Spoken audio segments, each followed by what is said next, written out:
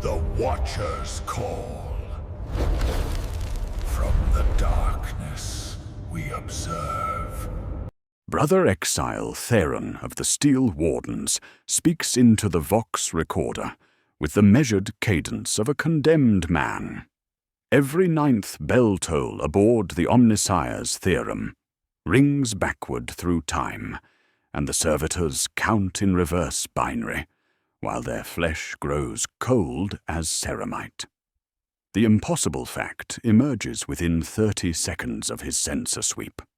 Chronometer desync shows the derelict research vessel experiencing temporal regression in precise 9-minute intervals, while the air itself crystallizes into geometric patterns that shouldn't exist in standard atmosphere.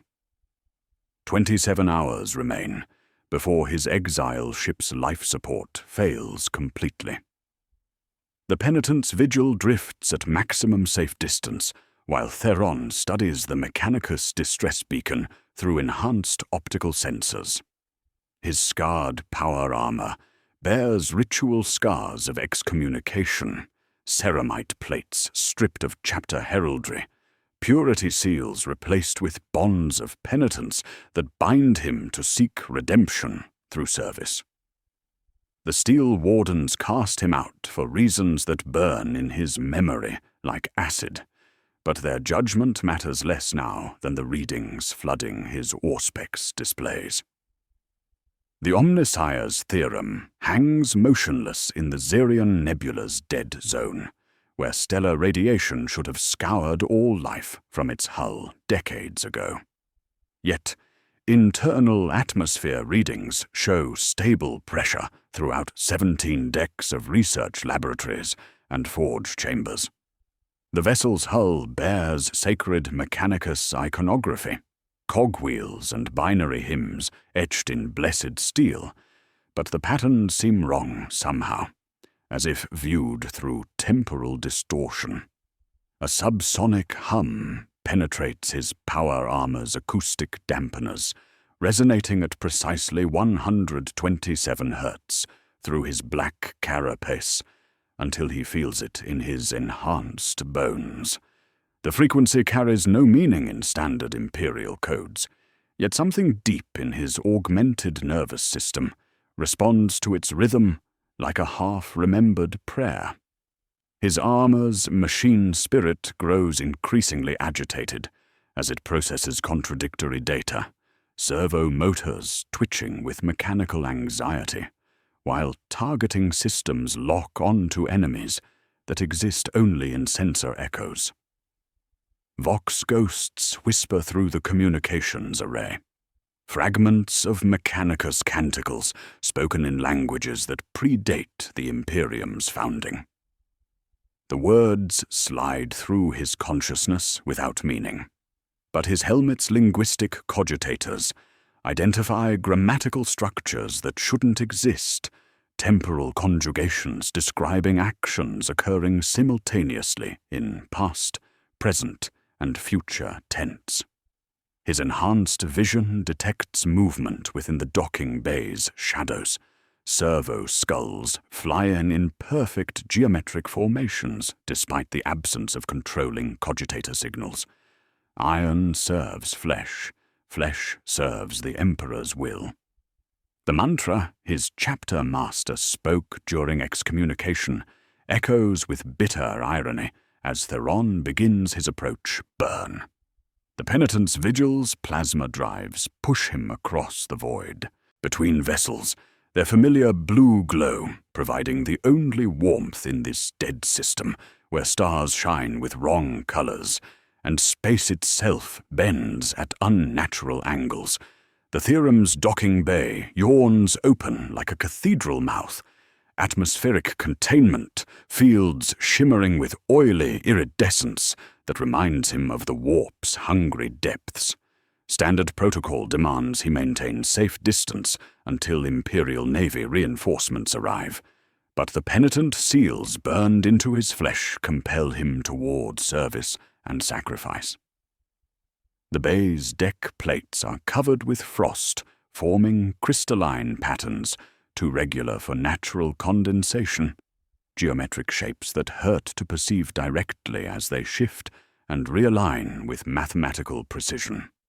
His chronometer continues its impossible countdown as magnetic clamps engage the docking cradle. 9 minutes to atmospheric breach. 9 minutes to whatever revelation waits in the derelict's depths. The environmental sensors register his approach with mechanical precision, blast doors cycling open in sequence, while the 127 Hz hum grows stronger, now synchronized with his enhanced heartbeat. As Theron steps from his vessel into the docking bay, something stops his enhanced heart for 3 full seconds. Boot prints in the frost leading from the airlock toward the ship's interior, the distinctive tread pattern of Mark 7 power armor, size and gait matching his own enhanced physiology. Impossible, as he has never set foot aboard this vessel, yet the evidence lies before him in crystalline clarity, each print preserved in perfect detail within the geometric frost patterns. The Theorem's inner airlock cycles open without his touch, exhaling warm air that tastes of sacred oils, and something far older, something that predates the Mechanicus and their worship of the Omnissiah. The scent carries undertones of purified lubricants and sanctified metal, but beneath that lurks something ancient, something that tastes of time itself reversed and twisted into unnatural configurations. Theron activates his armor's recording systems, knowing that whatever awaits him aboard the Omnissiah's Theorem will require witness.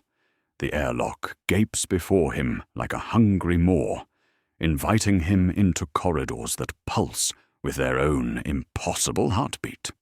His boots follow the mysterious tracks toward the ship's interior, each step echoing 9 times in the crystalline air, while the 127 Hz hum resonates through his black carapace like a liturgy of damnation. The warm exhalation from the ship's depths carries promises of revelation and horror in equal measure, while his enhanced senses detect the unmistakable signature of temporal manipulation bleeding through the vessel's superstructure.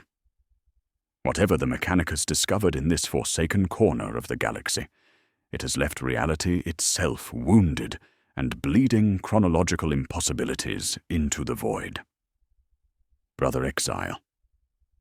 Theron steps across the threshold, following his own impossible footprints into the heart of temporal madness.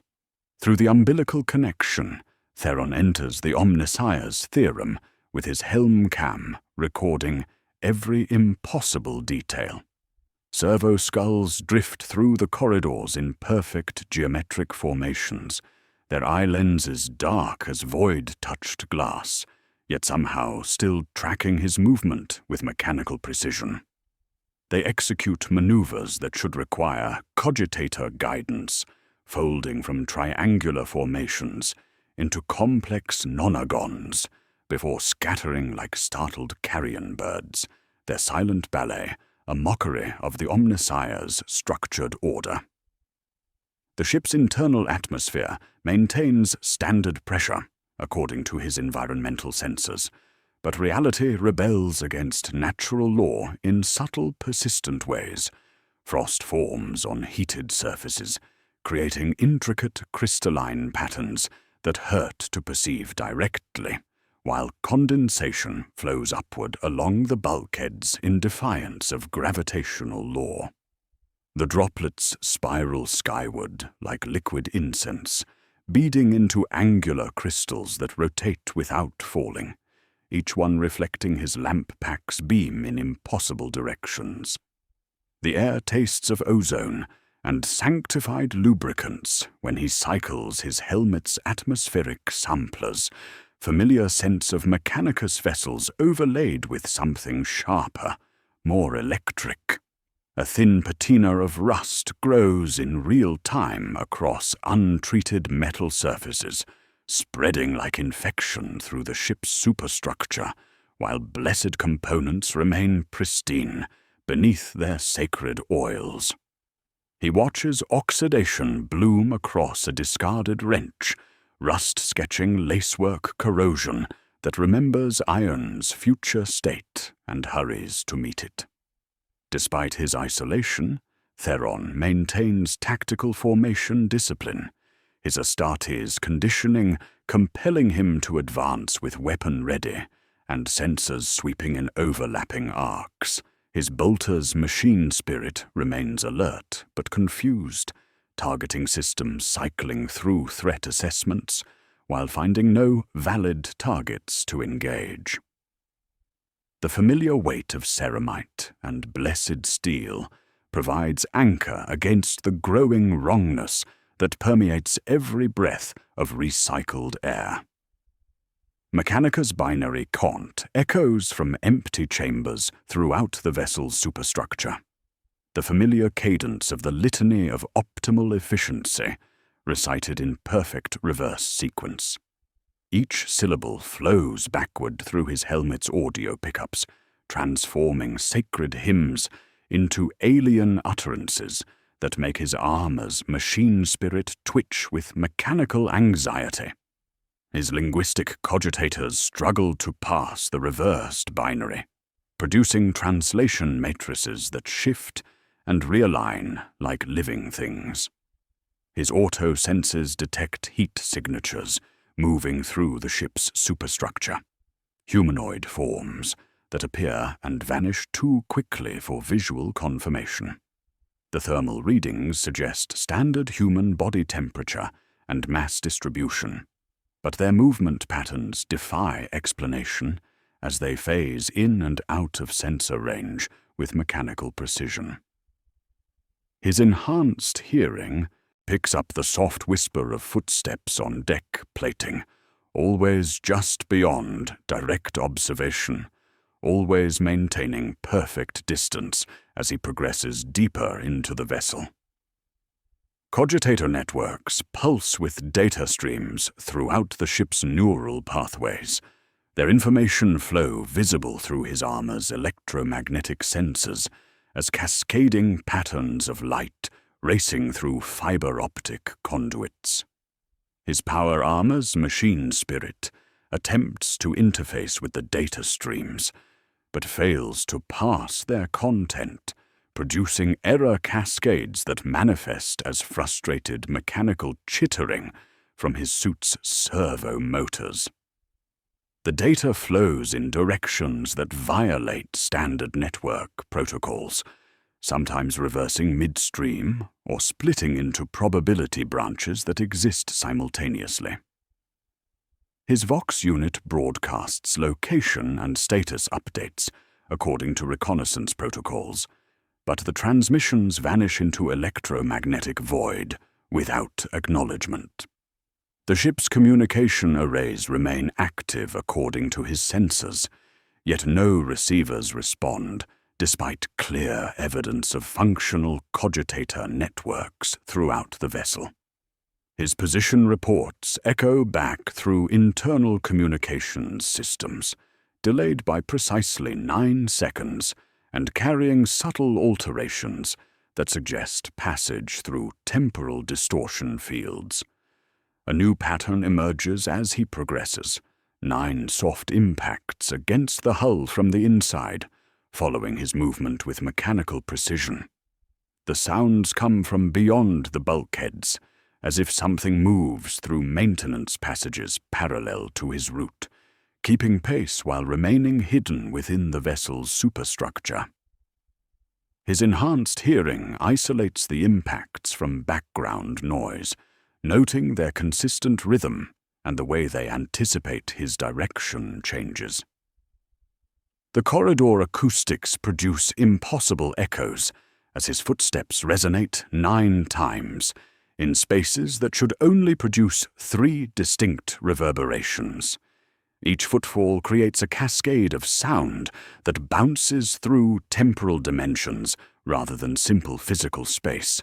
The echoes arriving at intervals that suggest his movements are being recorded and replayed across multiple time streams. His armor's acoustic dampeners struggle to compensate, producing feedback loops that manifest as mechanical whining from his helmet's audio systems. In a maintenance alcove halfway through the primary corridor, Theron discovers something that stops his enhanced heart for 5 full seconds. A data slate connected to diagnostic equipment displays his own power armor's maintenance records, service history, battle damage assessments, component replacement schedules, all bearing his armor's serial numbers and genetic markers.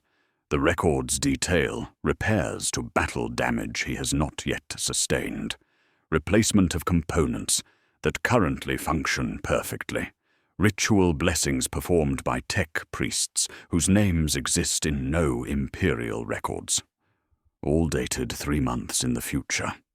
His armor's machine spirit grows increasingly agitated as it processes the impossible data, servo motors twitching, while diagnostic systems report conflicts between current status and future maintenance requirements. The maintenance logs describe wounds he will receive, upgrades he will need, prayers that will be spoken over his ceramite in battles yet to come. The corridor ahead hums with the 127 Hz frequency that has become his constant companion, the subsonic vibration now strong enough to rattle loose components in his equipment harness. His black carapace responds with increasing sensitivity, neural pathways firing in patterns that suggest his enhanced nervous systems is being gradually synchronized to the temporal distortion field. Something large shifts in the darkness beyond his lamp pack's reach, its movement creating shadows that flow against the direction of his illumination. The presence is massive, but indistinct, suggesting either a single, large entity or multiple forms moving in perfect coordination. His targeting systems lock onto the movement, but immediately lose acquisition, as if whatever lurks ahead exists only partially within normal space-time, phasing in and out of reality with each pulse of the 127 Hz frequency that now resonates through his very bones. The ship's primary forge deck opens before Theron like a cathedral of impossible industry, revealing the full scope of the temporal violation consuming the Omnissiah's theorem. Massive manufactorum equipment operates without power connections, their blessed machine spirits drawing energy from sources existing outside conventional physics.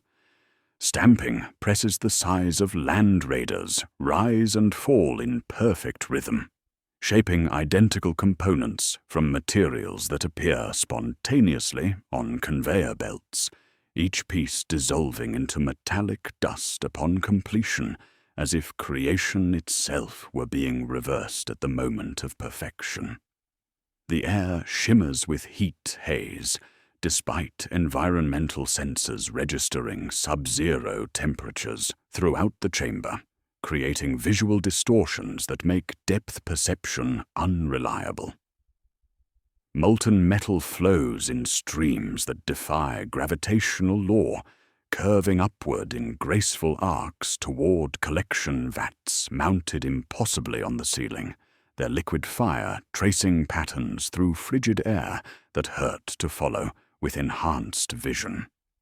The streams pulse with internal light, casting shadows that move independently of their sources, while illuminating workstations arranged in geometric precision. The deck plates beneath his ceramite boots vibrate with subsonic harmonics that penetrate his power armor's dampening systems, each pulse synchronized to the 127 Hz frequency that has become his constant companion. The vibrations travel through his enhanced skeleton, like prayers spoken in languages older than Imperial Gothic, resonating with neural pathways in ways that suggest his black carapace is being gradually attuned to whatever temporal manipulation field saturates this vessel. Blessed incense burns without flame from braziers scattered throughout the forge, their sacred smoke rising in perfect spirals while filling the air with scents of sanctified oils and something else, something that tastes of time itself made manifest.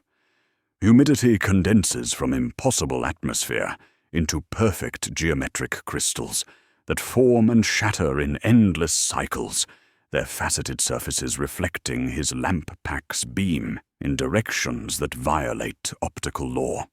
Each crystal exists for precisely 9 seconds before dissolving back into vapor that immediately begins forming the next generation of impossible geometry. Theron approaches the central workstation with weapon ready, his tactical assessment protocols struggling to categorize threats existing outside normal engagement parameters. A tech priest's research station dominates the workspace, its blessed cogitator banks humming with activity, despite showing no power connections.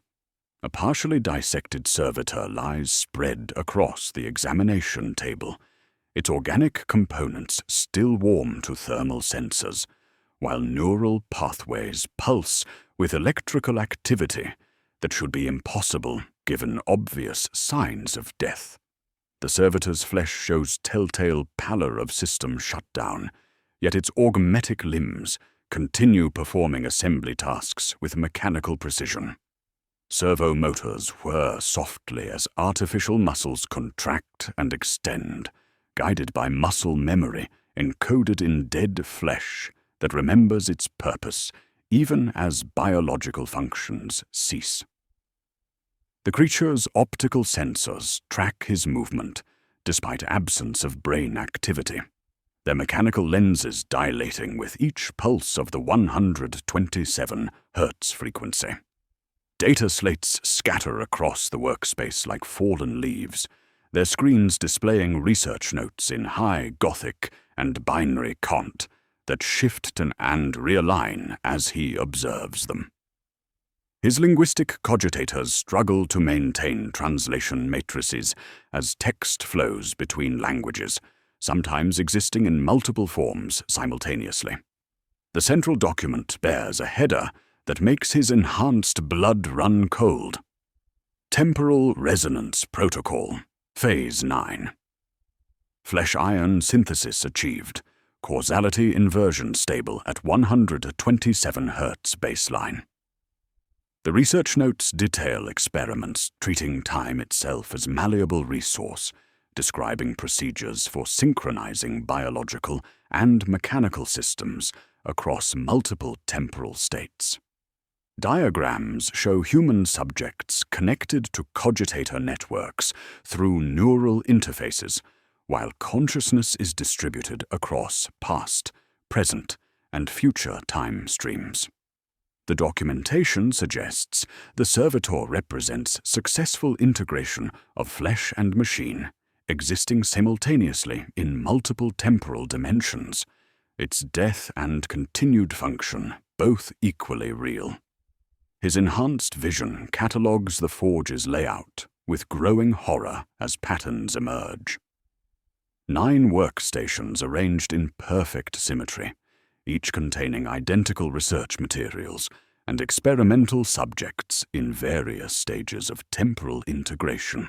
The 127 Hz hum now emanates directly from the ship's structural supports themselves, as if the vessel's skeleton has been transformed into a massive resonance chamber designed to amplify chronological manipulation fields throughout its superstructure. The servitor's movements become increasingly coordinated as he observes its augmetic limbs assembling components that dissolve upon completion while its organic nervous system fires in patterns, suggesting communication with entities existing outside normal space-time. The creature's mouth moves without producing sound, forming words in languages that predate human speech, while optical sensors track movement in dimensions his enhanced vision cannot perceive. His Auspex detects massive energy signatures emanating from the ship's core sections, readings identical to an active plasma reactor operating at maximum output, despite all power systems showing completely offline, according to his armor's diagnostic arrays. The energy patterns pulse in harmony with the 100 or 27 Hz frequency, creating resonance cascades that travel through the vessel's superstructure like blood flowing through mechanical arteries. Through the Forge's observation portal, Theron glimpses movement in the central corridor that stops his enhanced heart for 7 full seconds. A figure in Astarte's power armor moves through the passage with familiar gait and bearing, the distinctive heraldry of the Steel Wardens clearly visible on ceramite shoulder plates that should not exist aboard this vessel. The figure carries weapons identical to his own loadout, while maintaining tactical formation discipline that mirrors his own movement patterns with unsettling precision. His targeting systems attempt to lock on to the armored figure, but immediately lose acquisition, as if the target exists only partially within normal space-time, phasing in and out of reality with each pulse of the temporal manipulation field. The Steel Warden's heraldry burns in his enhanced vision like accusations of failure, reminding him of the excommunication that drove him to this forsaken corner where time itself has become weapon against the Emperor's servants. Pursuing the armored figure through corridors that pulse with temporal distortion, Theron enters the ship's Sanctum Mechanicus, where sacred geometry has been perverted into instruments of chronological blasphemy. The familiar iconography of the Omnissiah bears subtle alterations that make his enhanced vision ache with recognition of violated orthodoxy. Brass cogwheels rotate counterclockwise in defiance of blessed tradition, their teeth meshing with mathematical precision while generating motion that flows backward through mechanical time. Binary hymns exhale from hidden vox casters in perfect reverse, transforming sacred canticles into alien utterances that make his armor's machine spirit twitch with mechanical anxiety. Sacred equations flow across parchment scrolls suspended in the chamber's atmosphere, their mathematical formulae solving for impossible values that violate fundamental constants governing the Emperor's ordered universe. His enhanced cognition struggles to process the inverted mathematics, producing calculation matrices that fold inward while generating results describing negative mass, inverted causality, and temporal coefficients existing outside imperial understanding.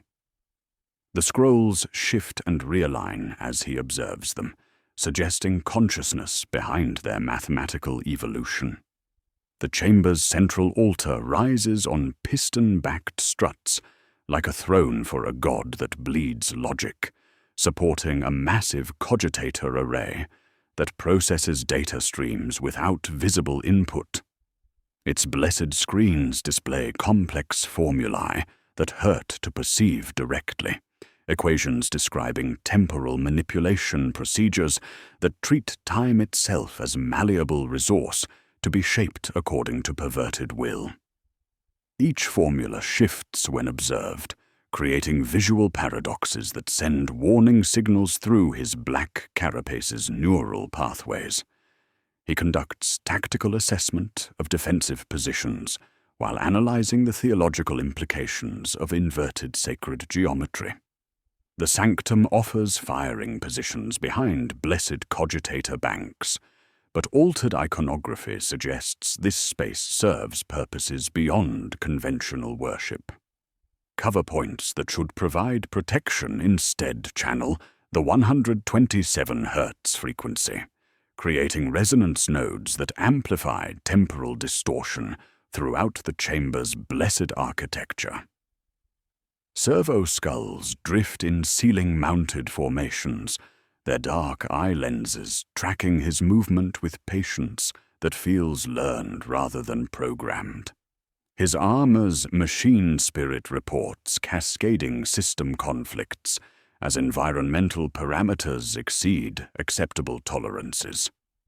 Chronometer drift accelerates beyond compensation protocols, displaying 3 divergent readings within a 5-meter radius, while delta increases with each breath. Gravitational anomalies create micro-eddies that tug his mass sideways, in pulses matching the omnipresent hum.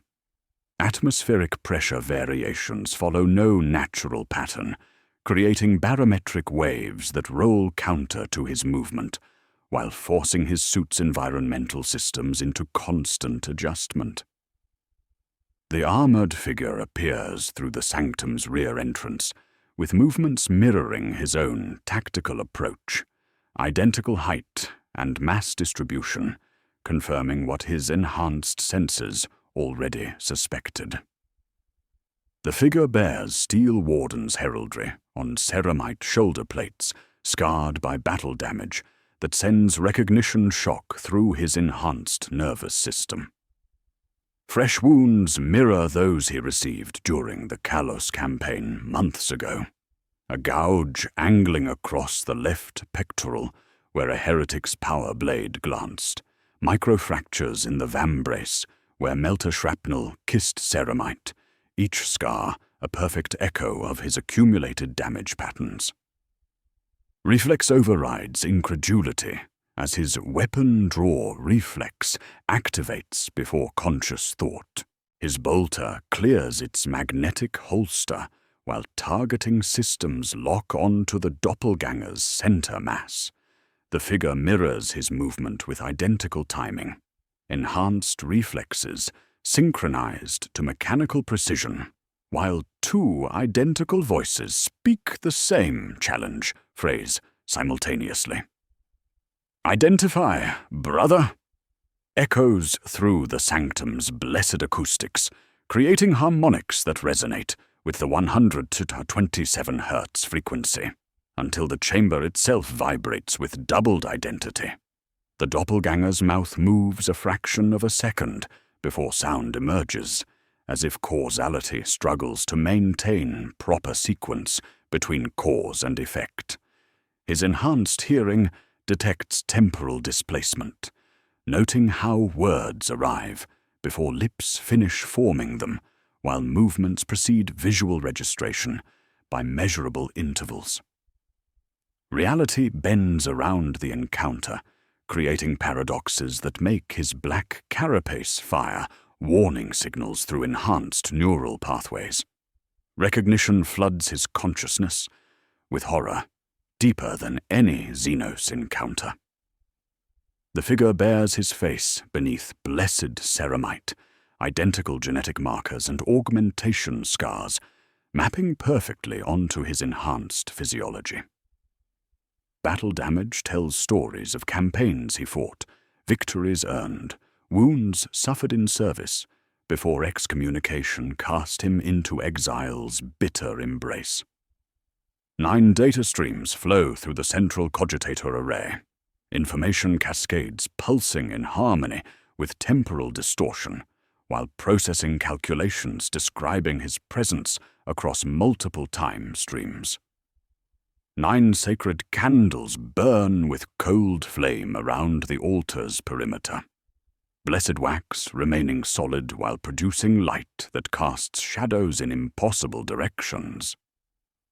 The 127 Hz hum synchronizes with both warriors' enhanced heartbeats, creating resonance patterns that bind their cardiovascular systems to the same temporal manipulation frequency. Environmental sensors detect identical readings from both sets of power armor, same serial numbers, same battle damage patterns, same machine spirit signatures, creating paradoxes that threaten to overload his suit's cogitator banks. The doppelganger's movements demonstrate identical combat training and tactical awareness, suggesting shared memories and experiences that should be impossible to duplicate. The chamber's atmosphere grows thick with temporal distortion, as two identical warriors face each other across blessed ground, where the Omnissiah's iconography has been perverted into chronological manipulation. The 127 Hz frequency intensifies until it becomes audible through helmet speakers, a constant drone synchronizing their enhanced physiology, while binding them to whatever temporal horror consumes this vessel.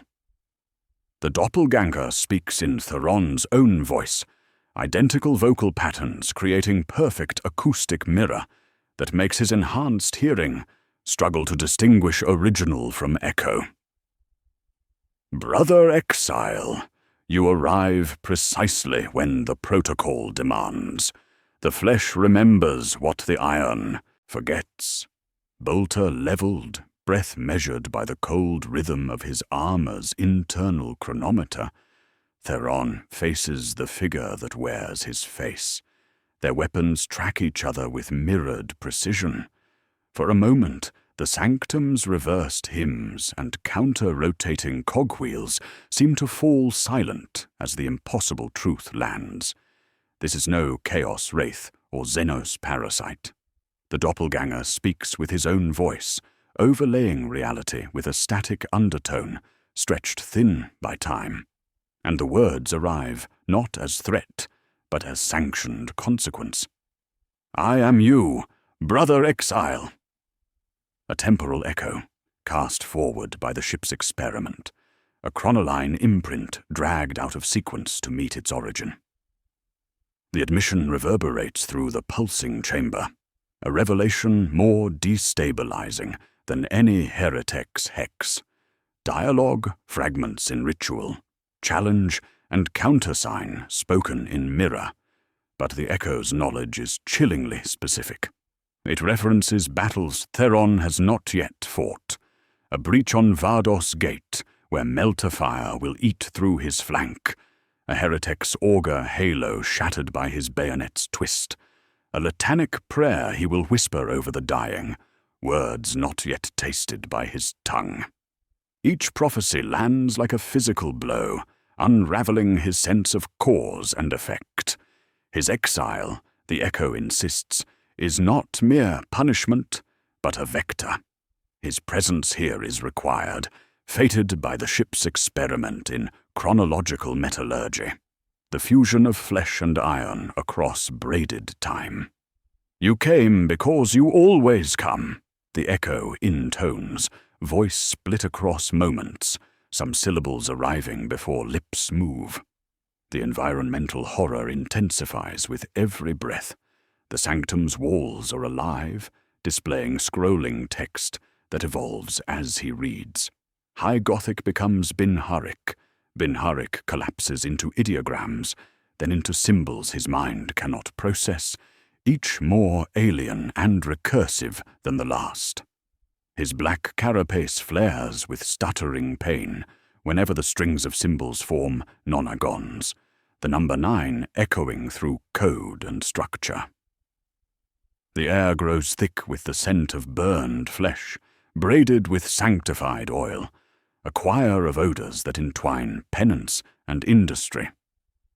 Deck plates beneath his boots pulse with the rhythm of a massive heart, each thud pausing the dust motes in midair before letting them fall upward. The 127 Hz hum presses into the marrow of his bones, a pressure wave that turns thought to filings, his armor's machine spirit clicking through a rosary of error codes. The doppelganger's armor is a blasphemous marvel. Ceramite plates flex like muscle. Sealant ridges rise and fall as if drawing breath. The Vox grille opens and closes with wet patience. Its helmet eye lenses dilate and contract in a parody of hate. And its bolter, twin-souled to Theron's own, seems to breathe through its cooling fins. Even the runes along the receiver bead with condensation that flows backward, vanishing when watched. He sidesteps, muzzle, tracking, and the sanctum shifts in response. His chronometer reads 13:41:09, then 9:13:41, then null. Each patch of floor a reef where currents of time collide. Sensory beats flicker. Copper tang of hot blood. The void's cold against his tongue. Incense turned sour. The pulse of deck plates drumming a time he cannot keep. His tactical mind inventories cover kill zones, servo-skull orbits, shrine angles, but the inverted geometry spirals inward, a trap for the faithful as much as the damned.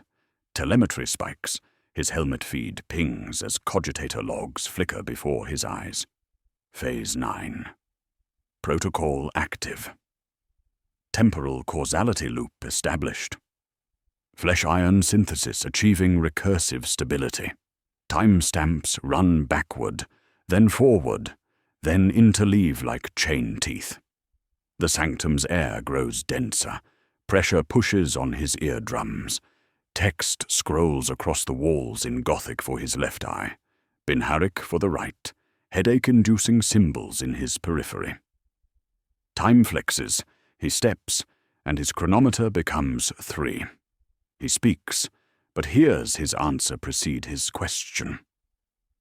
Oil droplets hang from sensor chains, neither falling nor rising, only remembering both. The echo closes the distance, deliberate as a breacher setting charges, and extends a gauntleted hand. Resting in the palm, a data slate hums with quarantined light, its surface crawling with the same shifting formulae that haunt the walls. The Magos requires your participation, brother exile. The protocol cannot complete without willing flesh. The words land in lockstep with the hum, and beyond the sanctum, a vibration shudders down the ship's spine, like a drumbeat struck by a god of engines. Theron turns to the viewing port and sees the central corridor transfixed in that unnatural twilight. 9 identical Astartes, each bearing his height, his mass, his scars, each armored in steel warden's livery. He no longer has the right to wear. Stand motionless, weapons low, helms angled slightly toward him. Their formations is perfect, silent, and impossibly patient. A tableau of fate awaiting its last, necessary actor. The corridor itself seems to hold its breath, awaiting his choice. Theron follows the doppelganger deeper into the ship's core, where blessed steel surrenders to organic horror that makes his enhanced vision ache with recognition of violated order. Corridors pulse with visible circulatory systems, threading through sanctified bulkheads, arterial networks of copper and blessed fluid, beating in rhythm with the omnipresent hum. The architecture breathes around him, bulkheads flexing like chest plates, drawing mechanical breath, while deck plates yield slightly underfoot like living tissue, wrapped around blessed bone. Each step produces the sensation of walking across something vast and dreaming, something that remembers the weight of his ceramite boots, and responds with subtle adjustments in temperature and pressure. The 127 Hz frequency penetrates every surface now. No longer merely heard, but absorbed through his black carapace as constant pressure that makes his enhanced nervous system vibrate in sympathetic resonance. Neural pathways fire in patterns synchronized to the ship's temporal heartbeat, while his armor's machine spirit grows increasingly agitated, servo motors twitching as blessed cogitators struggle to process contradictory sensory data. The hum has become the vessel's voice, speaking in frequencies that bypass conscious thought to resonate directly with augmented flesh. Environmental systems report impossible readings as reality bends around the ship's transformed architecture. The air tastes of copper pennies and sacred oils when he cycles atmospheric samplers, metallic tang overlaid with the blessed sense of mechanicus ritual that have been subtly perverted by temporal manipulation. Condensation beads upward along corridor walls in defiance of gravitational law, droplets spiraling skyward like liquid prayers, while temperature variations create localized weather patterns within the ship's confines. Humid pockets alternate with Arctic zones, where frost blooms on heated surfaces, creating microclimates that shift without warning, while his armor's environmental systems struggle to compensate for atmospheric conditions that violate natural law. Through passages that pulse with visible heartbeat, and corridors lined with fiber bundles that twitch like exposed tendons, they reach the research team's living quarters, where temporal horror achieves its most intimate expression. Tech priests have been preserved in stasis fields that shimmer with oily iridescence, their bodies caught mid-transformation in poses of mechanical rapture.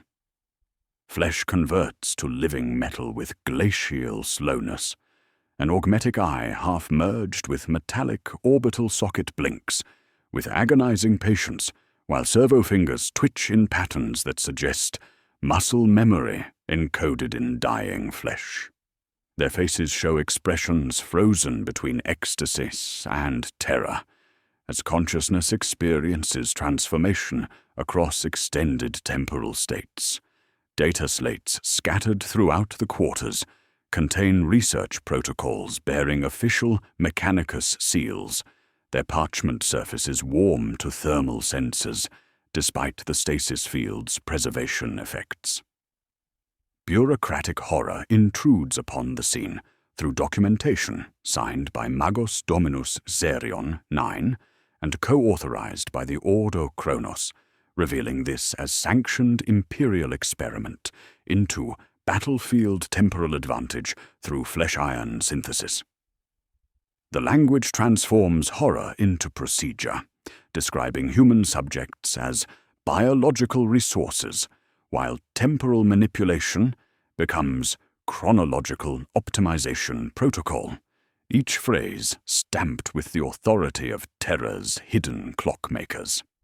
Each stasis field bears inscriptions in High Gothic and binary cant, canticles of preservation etched into blessed steel frames, while cogitator banks recite the litany of optimal function in languages that predate imperial understanding. The familiar prayers sound alien when spoken in temporal tongues, their meaning shifting as syllables stretch across multiple time streams. His linguistic cogitators produce translation matrices that fold inward, creating feedback loops that manifest as mechanical chittering from his helmet's audio systems. 9 stasis chambers arranged in perfect symmetry contain researchers at different stages of transformation, their bodies existing simultaneously as flesh and machine, while consciousness flows between biological and mechanical states. The first chamber holds a tech priest, whose augmetic limbs pulse with organic warmth, chrome fingers flexing with movements too fluid for pure machinery. The fifth contains something caught between states. Ribs become clockwork arches, while organic heart beats against mechanical valves. The 9th holds something barely recognizable as human, a perfect fusion of blessed steel and living tissue that shifts between states with each pulse of the 127 Hz frequency. Telemetry spikes as cogitator logs flicker across his visor. Phase 9. Protocol active. Temporal causality loop established. Flesh-iron synthesis achieving recursive stability. Timestamps flow backward through his helmet display, while environmental readings report atmospheric pressure variations that follow the rhythm of a massive heart beating somewhere in the ship's depths. The ship's structural rhythm synchronizes with his enhanced heartbeat as they approach the final chamber, where temporal distortion reaches critical intensity. His chronometer displays multiple readings simultaneously, while gravitational anomalies create eddies that tug his mass in directions that violate three-dimensional space. The corridor ahead pulses with visible energy patterns, walls breathing while support struts flex like living ribs. The final chamber opens before them like a cathedral mouth, revealing Magos Zerion 9, suspended in fields of temporal energy that make reality shimmer with possibility. His transformation is complete, a perfect fusion of flesh and machine that exists simultaneously across multiple temporal states. His form shifts between organic and mechanical, with each pulse of the omnipresent frequency. Consciousness distributed across past, present, and future, while his body maintains perfect balance between biological and blessed steel.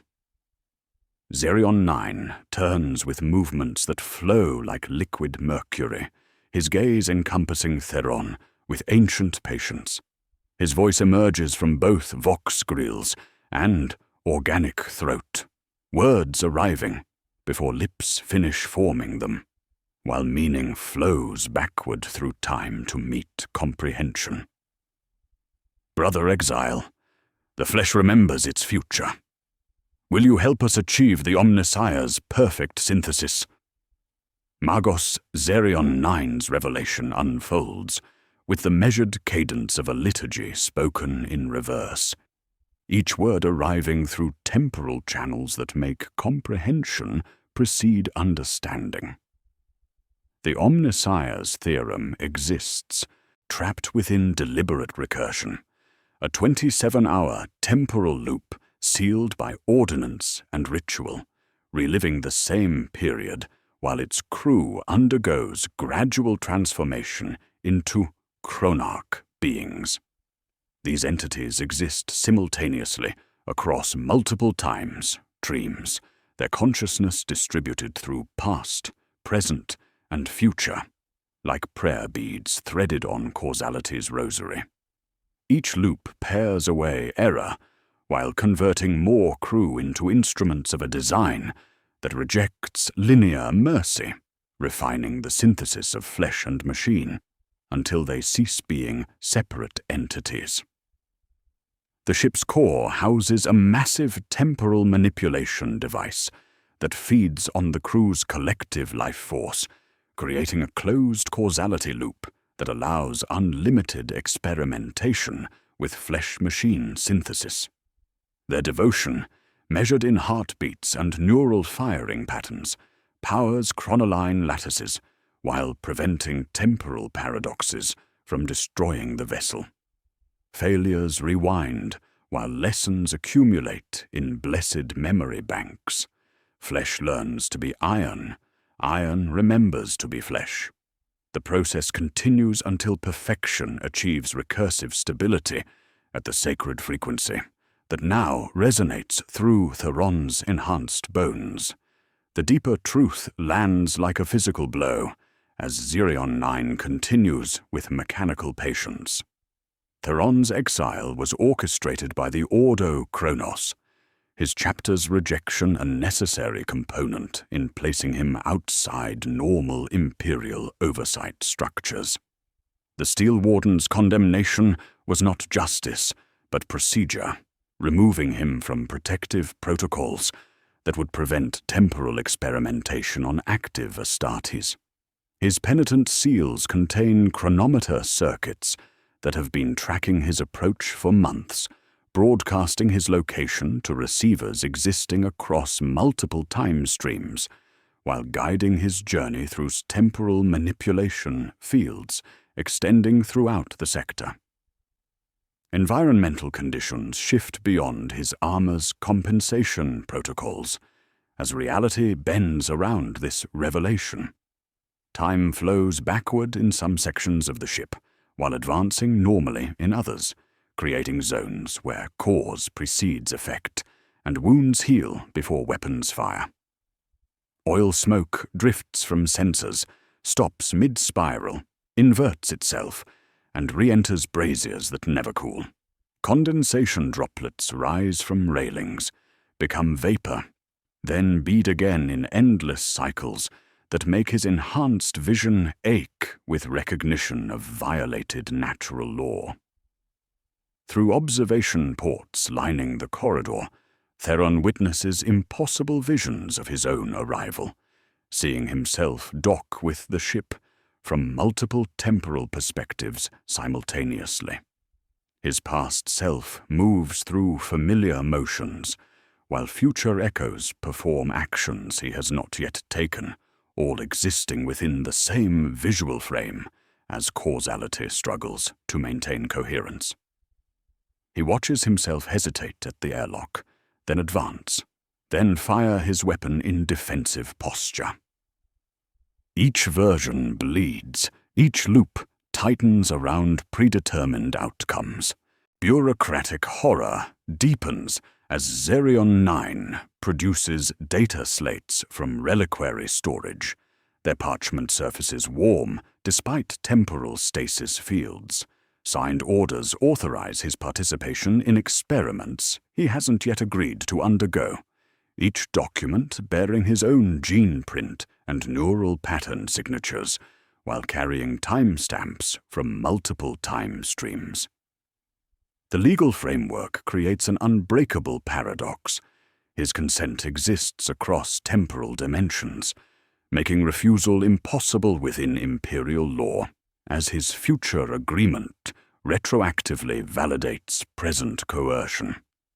The documents exist in triplicate, countersigned by witnesses who have not yet been born, and who are long dead, each bearing the absolute black sigil of the Ordo Chronos. The ship's core opens before them, like a cathedral mouth, revealing a chamber vast enough to house a titan, while its architecture defies three-dimensional geometry. 9 massive cogitator banks process temporal data, while suspended in pools of living metal that pulse with organic rhythms, their blessed machine spirits connected through neural networks spanning multiple time streams simultaneously. The pools breathe with tidal motion, metallic surfaces rippling, while data streams flow through liquid medium that exists simultaneously as blessed steel and living tissue. The chamber's atmosphere shimmers with temporal distortion that makes depth perception unreliable, while gravitational anomalies create eddies in local space-time. His chronometer displays readings that shift based on position. Some areas experience accelerated time, while others flow in reverse, creating zones where his movements produce echoes, arriving before original actions. The 127 Hz frequency resonates through the chamber's architecture with cathedral intensity, turning blessed steel into organ pipes singing hymns of temporal manipulation. Servo skulls drift through upper reaches in formations violating aerodynamic principles, their movements creating geometric patterns existing across multiple dimensions, while dark eye lenses track entities in different time streams. Cogitator banks process data streams flowing like liquid light through fiber optic conduits, information cascades visible as aurora patterns dancing across blessed screens, while calculations describe procedures treating causality as malleable resource. Zerion 9 moves through the chamber with fluid grace, suggesting perfect flesh-machine integration, his form shifting between organic and mechanical states while consciousness flows between biological and blessed steel components.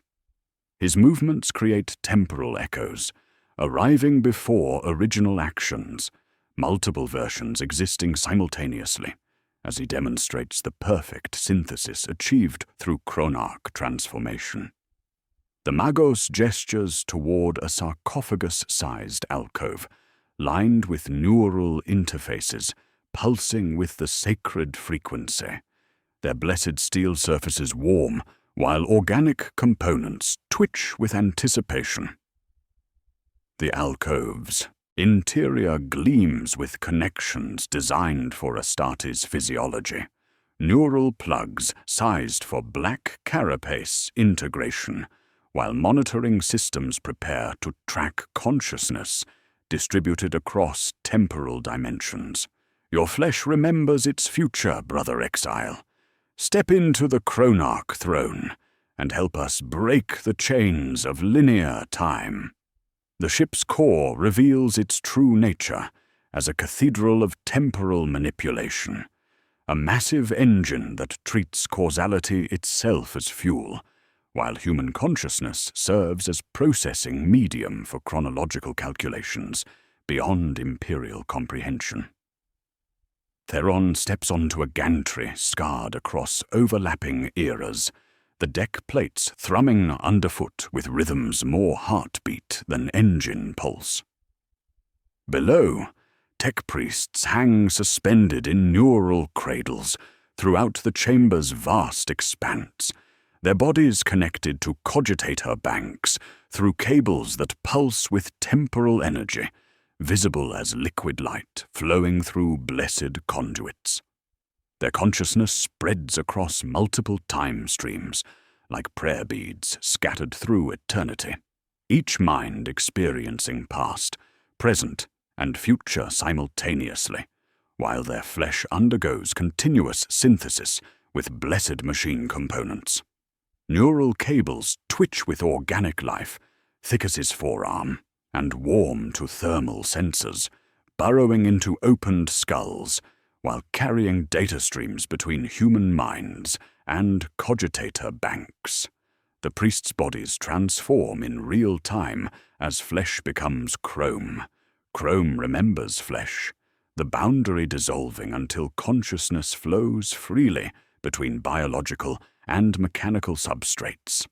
Their faces show expressions of rapture and terror existing simultaneously, experiencing transformation across extended temporal dimensions, while their enhanced nervous systems adapt to processing causality as malleable resource. Hands that are also tools solder motes of liquid metal to open air, watching those motes become sigils, then equations, then unwrite themselves into blank atmosphere. The chamber exists in multiple temporal states simultaneously, creating environmental paradoxes that make his enhanced vision struggle to maintain coherent perception.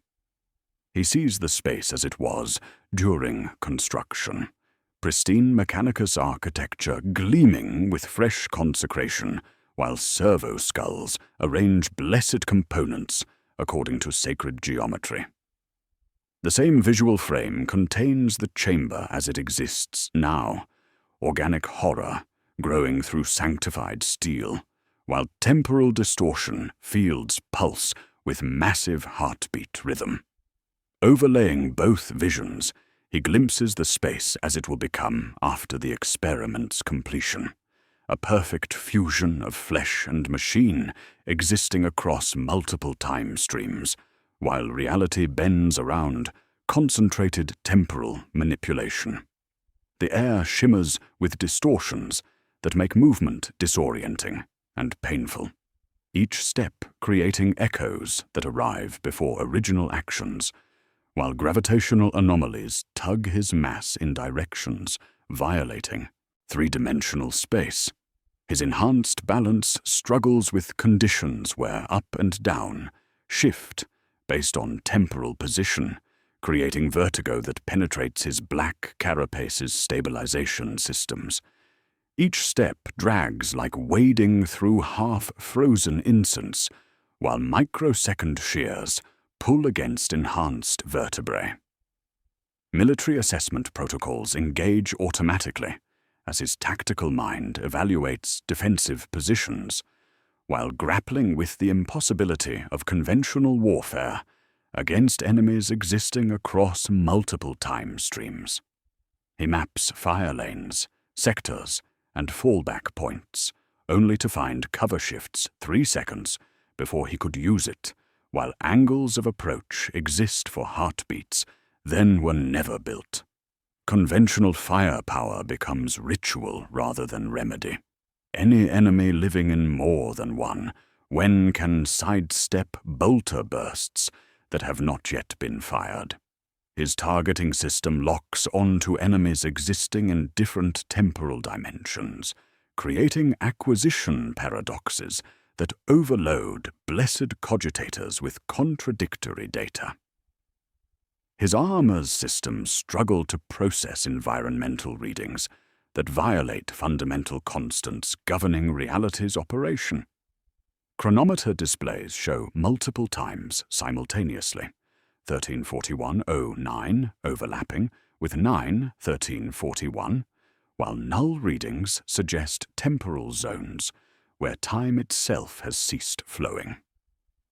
Gravitational sensors report readings that change based on position within temporal manipulation fields, creating localized space-time curvature that makes movement unpredictable.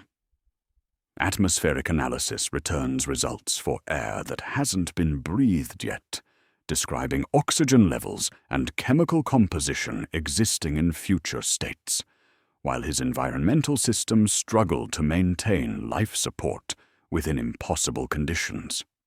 His machine spirit whines constantly, reciting error litanies while forcing micro-adjustments through suit servos.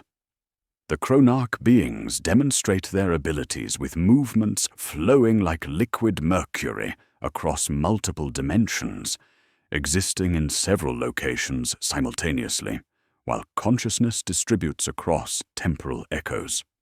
Their forms shift between different stages of transformation. Flesh becoming machine, becoming flesh again in cycles that make his enhanced vision ache.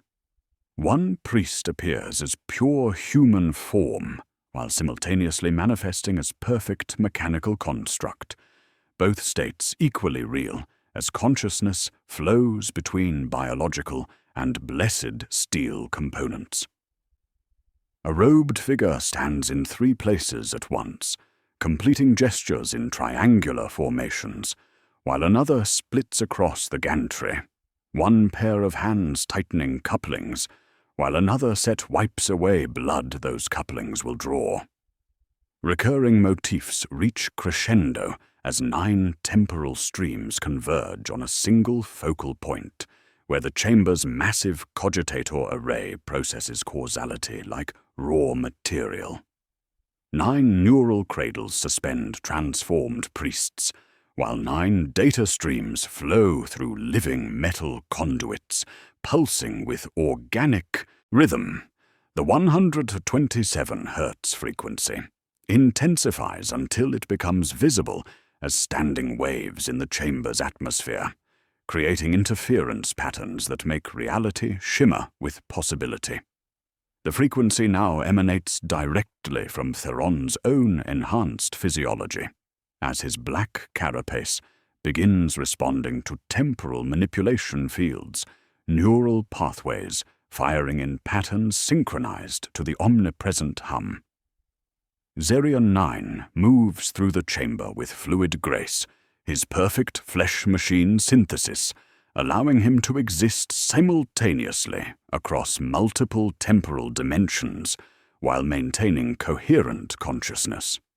His voice emerges from vox grills and organic throat alike, words arriving through temporal channels that bypass normal causality. The experiment has already succeeded in alternate time streams, Brother Exile. Your resistance is merely a necessary component of the temporal loop that ensures the protocol's completion. The moral paradox crystallizes around Theron like a noose of blessed wire, each strand cutting deeper as he contemplates choices that spiral beyond his capacity to calculate. Resist the transformation, and potentially trap the Omnissiah's theorem in eternal recursion, condemning its crew to endless loops of failed experimentation, while temporal corruption spreads like infection through surrounding space. Submit to Chronarch integration and become part of a horror that could metastasize beyond this vessel, carrying flesh-machine synthesis to Imperial worlds where entire populations would exist simultaneously across multiple time streams. His enhanced cognition processes tactical scenarios while grappling with decisions that transcend conventional warfare, each option branching into probability, cascades too complex for mortal comprehension. The Chronarch beings demonstrate their power's scope through visions that bypass his optical sensors entirely, projecting directly into his consciousness through temporal manipulation fields. Reality fractures like stained glass as he witnesses alternate time streams where different versions of himself made divergent choices. In one stream, his resistance triggers temporal cascade failure that consumes the Xerion Nebula, creating a dead zone where causality ceases functioning while Imperial Navy patrol fleets vanish between seconds. Another shows his acceptance, leading to Chronarch expansion across 17 systems, forge worlds transformed into temporal laboratories, where tech priests exist in multiple states of flesh-machine synthesis simultaneously. A third reveals his flight from the vessel spreading the contamination. His exile ship carries temporal echoes to populated systems, and within months, entire hive cities sing the 100-27 Hz frequency, while their inhabitants undergo continuous transformation. Environmental horror peaks as the chamber's temporal fields intensify beyond his armor's compensation protocols, causing him to experience multiple versions of the same moment simultaneously. He sees himself accepting transformation while watching his parallel self reject the offer, observing his combat reflexes engage the Chronarchs, while witnessing his own desperate flight toward the docking bay. Each version exists with equal validity, creating sensory paradoxes that make his black carapace fire cascading warnings through enhanced neural pathways. His consciousness splits across temporal dimensions, like prayer beads scattered through eternity, experiencing past, present, and future simultaneously, while struggling to maintain coherent identity within causality's dissolution. Xerion 9 recites canticles that describe time as the Omnissiah's greatest creation, his voice flowing through temporal channels while arriving before lips form the words. Time is the divine mechanism through which flesh achieves perfect synthesis with blessed machine. We unmake error by returning it to the loom of causality. The sacred equations become prayer as Chronarch beings chant mathematical formulae, treating reality's fundamental structure as malleable resource, their voices harmonizing across multiple time streams while describing procedures for manipulating the Emperor's ordered universe. Binary cant mingles with high Gothic until meaning penetrates consciousness through frequencies beyond audible range, transforming blessed liturgies into alien utterances that make his armor's machine spirit twitch with mechanical anxiety. Sharp sensory hits assault his enhanced physiology with increasing intensity. Pain lances through his black carapace as neural interfaces struggle to process temporal field interactions, augmented nervous system firing in patterns synchronized to the omnipresent frequency. Disorientation floods his consciousness as it briefly splits across multiple time streams, experiencing simultaneous existence in different temporal dimensions while maintaining awareness of parallel choices and their consequences. The taste of copper and ozone fills his mouth as reality becomes unstable around him. Air molecules existing in multiple states while atmospheric pressure fluctuates according to temporal position rather than physical law.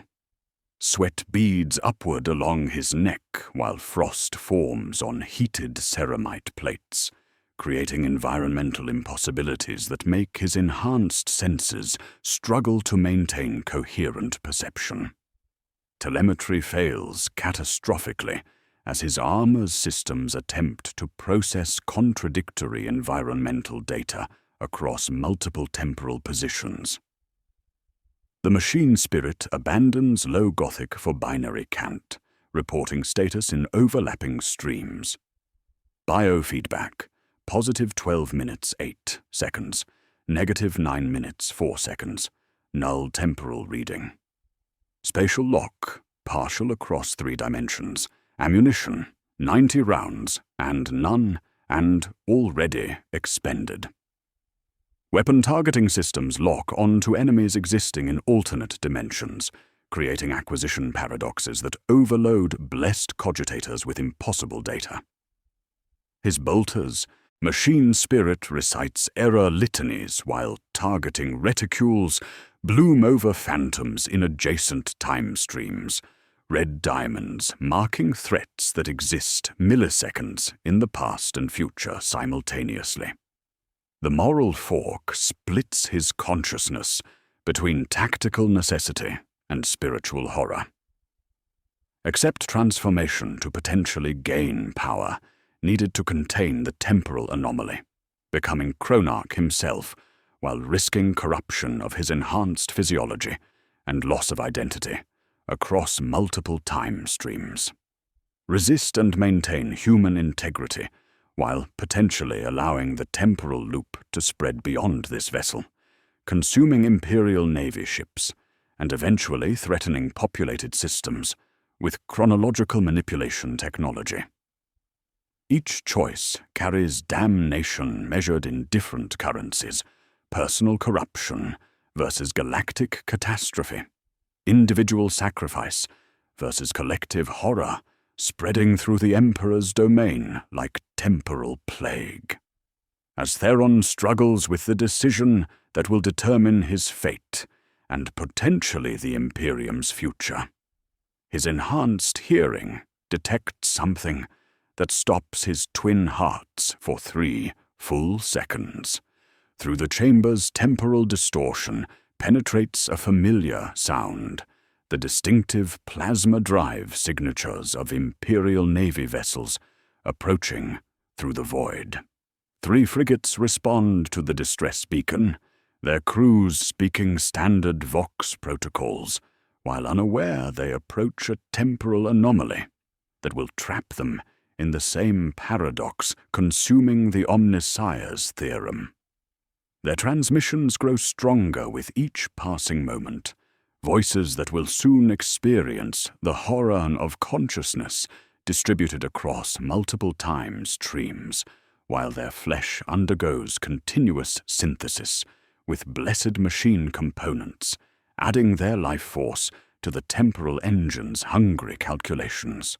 3 Imperial Navy frigates translate into the Xerion system with the thunderous violence of warp emergence, their blessed hulls scarred by void travel, while plasma drives burn cerulean against the nebula's poisoned starlight.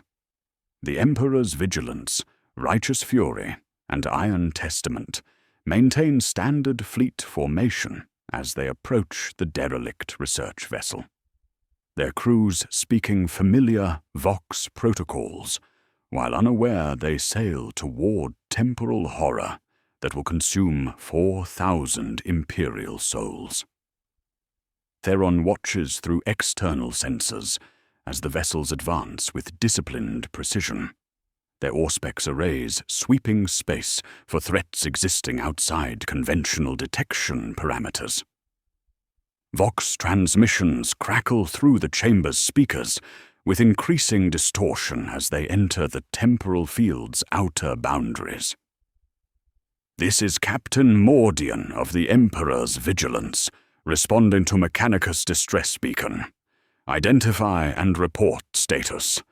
The words arrive fragmented across multiple time streams, syllables overlapping while meaning shifts between past and future tense, routine acknowledgements stuttering into palimpsests of overlapping orders that bypass linguistic comprehension entirely. The ship's core chamber transforms into tactical command center as hololithic displays materialize from blessed air, showing approaching Navy vessels through sensors existing across multiple temporal dimensions.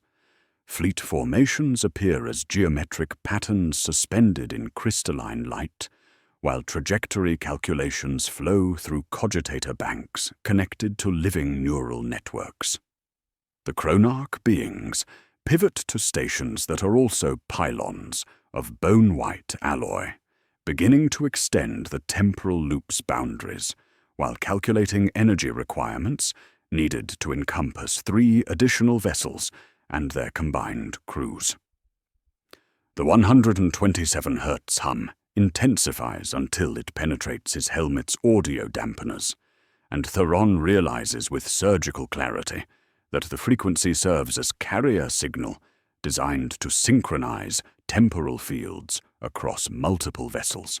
Each pulse propagates through space itself, creating resonance cascades that gradually attune the Navy ship's machine spirits to the same chronological manipulation frequency, consuming the Omnissiah's theorem. Their plasma reactors begin beating in harmony with the derelict's temporal heartbeat, while atmospheric processors cycle air at intervals matching the omnipresent hum. Military doctrine engages automatically as he analyzes fleet formations and defensive postures, while desperately seeking methods to warn the approaching vessels. Standard Imperial Navy protocol places the lead frigate in defensive formation, while escorts maintain overlapping fire arcs, their blessed weapon systems prepared to engage conventional threats rather than temporal anomalies existing across multiple dimensions simultaneously. He attempts to broadcast warnings through Vox arrays, but transmissions are intercepted by chronarch-controlled systems and retransmitted as standard Imperial identification codes that invite the Navy vessels deeper into the temporal field's embrace. Body horror escalates as chronarch beings demonstrate their power's true scope, manifesting across multiple temporal states simultaneously, while their forms become increasingly abstract.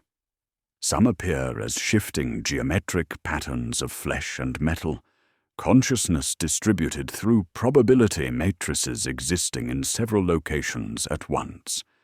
Others manifest as clouds of potential existence, their bodies phasing between different transformation stages, while maintaining coherent identity across temporal dimensions.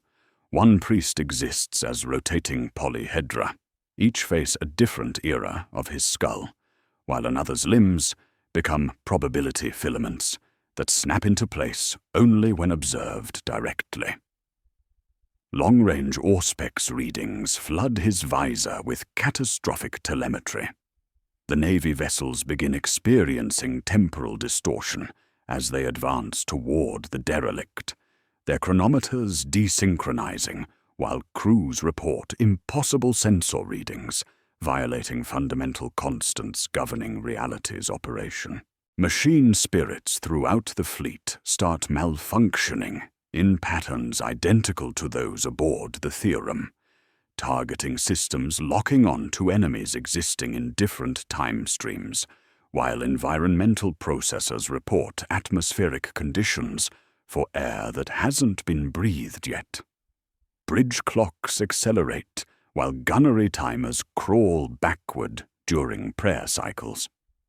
The temporal loop expands beyond the research vessel's hull, like infection spreading through blessed flesh, creating a growing zone of chronological instability that threatens to trap the entire system in recursive time.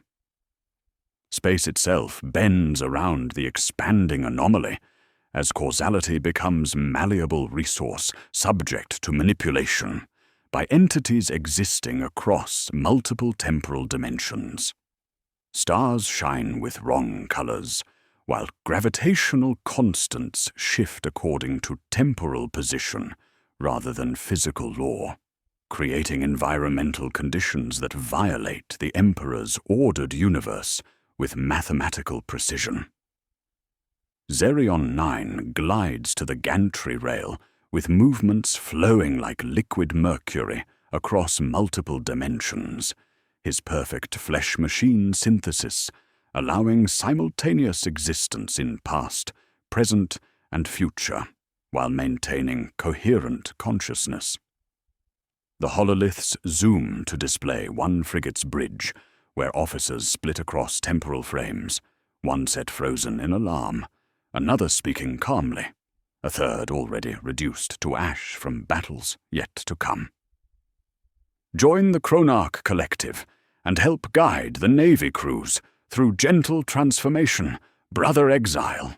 His voice emerges from Vox grills and organic throat alike, words arriving through temporal channels, bypassing normal causality.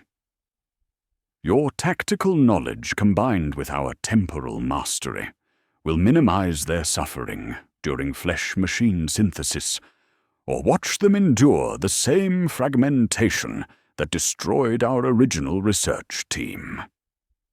Through the viewing ports, Theron witnesses the first Navy vessel beginning to phase in and out of normal space-time. The Emperor's vigilance flickers between solid matter and probability cloud, while its crew experiences consciousness distributed across multiple time streams. Its blessed hull transforms into organic architecture, pulsing with massive heartbeat rhythm, as 4,000 souls begin their journey toward Chronarch integration, their nameplate rippling like water across steel, while somewhere aboard a bell tolls, and the 9th strike rings backward through time. Theron makes his choice, with the cold precision of a blade finding its target, lowering his bolter while speaking words that taste of ash and sacred oil. "I submit to the Omnissiah's will," he intones, each syllable a calculated deception, as his tactical mind processes angles of engagement, spanning multiple time streams simultaneously.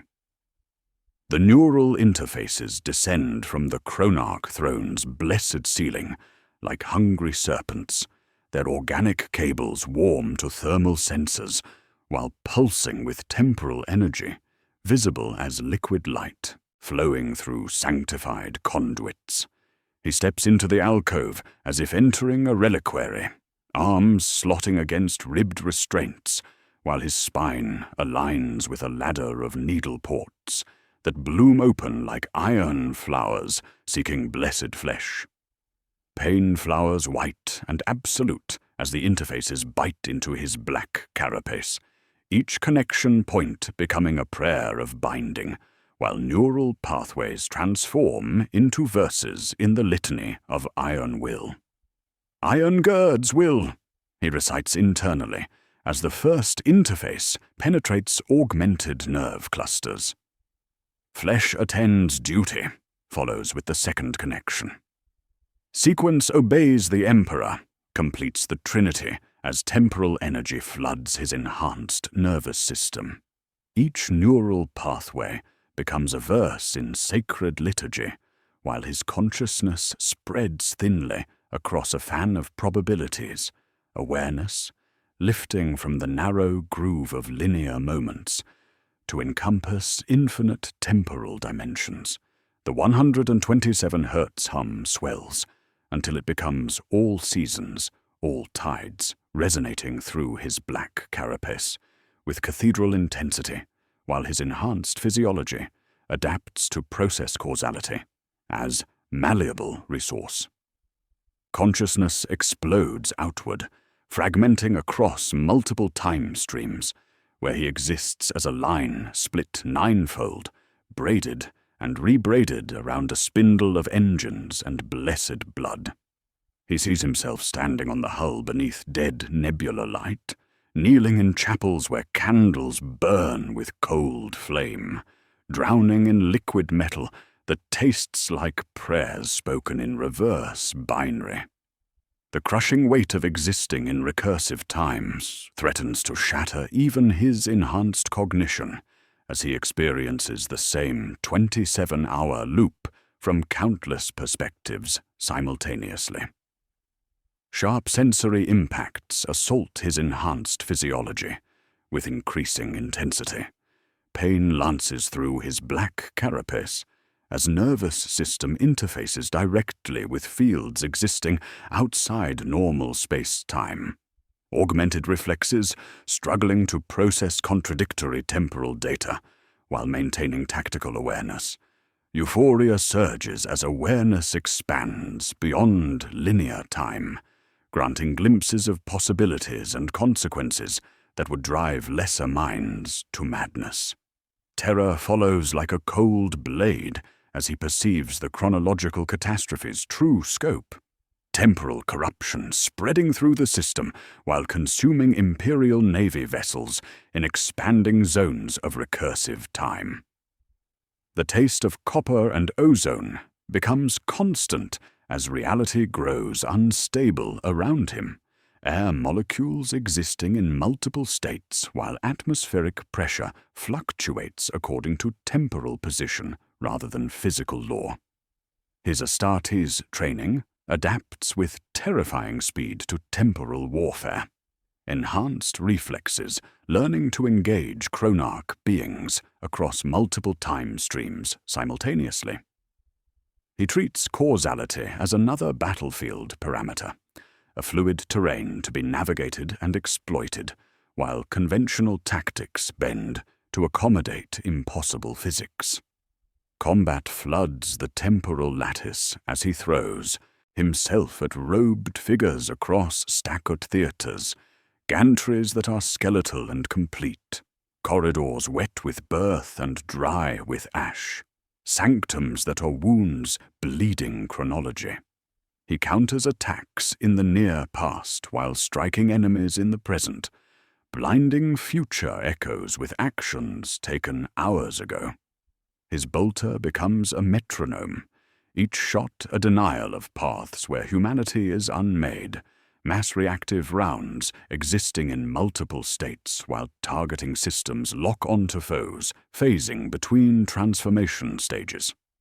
Environmental horror deepens as the ship's structure sheds certainty, like rust, blessed steel existing in multiple states simultaneously, while some sections phase in and out of reality entirely. Stairwells exist at impossible angles, while deck plates remember being both riveted metal and warm muscle tissue. Doors remain simultaneously ajar and fused shut, wind howling through openings, while silence pools before sealed barriers. Gravitational plates pulse him toward the ceiling in sympathetic lurches, while the 9 sacred candles gutter and flare in reverse order, counting down to a past that refuses to end. He tastes rain in corridors that never carried weather, while frost beads on his armor in passages hot as arterial blood. His consciousness merges partially with the ship's systems through neural interface connections, telemetry flooding his awareness as he becomes one with the Omnissiah's theorem's machine spirit. He perceives the approaching Navy vessel's temporal status with surgical clarity. The Emperor's vigilance experiencing progressive integration as its crew undergoes consciousness, distribution across multiple time streams, their machine spirits synchronizing to the sacred frequency, while atmospheric processors cycle air according to temporal manipulation protocols. Chronometers bloom like flowers across the void, while he tastes their plasma drive signatures as copper on his tongue, hearing bridge officers speak 3 orders simultaneously as causality struggles to maintain sequence. He dives deeper into the loop's structure with enhanced awareness, perceiving the pattern as a crown of 9 teeth meshing across 27 hours, keyed to the carrier frequency, while powered by life willingly offered. Each loop requires decision points where energy forks into dual rails, acceptance to complete the circuit, resistance to maintain necessary tension. Without acceptance, the temporal engine starves. Without resistance, recursion slackens and loses purchase on time's blessed gears. The cruel beauty of the design sickens and awes him as he realizes the chronarch being's perfect trap. Through expanded consciousness spanning multiple time streams, Theron discovers the loop's central paradox with surgical clarity. The experiment requires his willing participation to achieve final success, his Astartes physiology providing the perfect template for flesh-machine synthesis, while his tactical knowledge guides the process toward optimal efficiency. However, his resistance is equally necessary to maintain temporal recursion. The loop feeds on conflict between acceptance and rejection, using the tension to generate energy patterns, stabilizing the chronological manipulation matrix. He has been both fulcrum and load, lever and stone, across 1,000 recursive cycles. The revelation strikes like a physical blow as understanding crystallizes. Conventional choices lead to predetermined outcomes, regardless of moral position. If he truly accepts, the engine completes its work. If he truly refuses, the loop endures eternally. Every road returns to the chronarch throne through mathematical inevitability. Yet in this moment of perfect despair, his enhanced cognition identifies a third option standing in the beat between heartbeats. He must fracture their calculations, offer acceptance in one temporal slice while denying it in another, creating paradoxes too complex for their systems to resolve. He will take their carrier signal and return it phase-shifted, 90 degrees out of alignment, raising standing waves within resonance nodes that will make the temporal engine choke on its own hymn.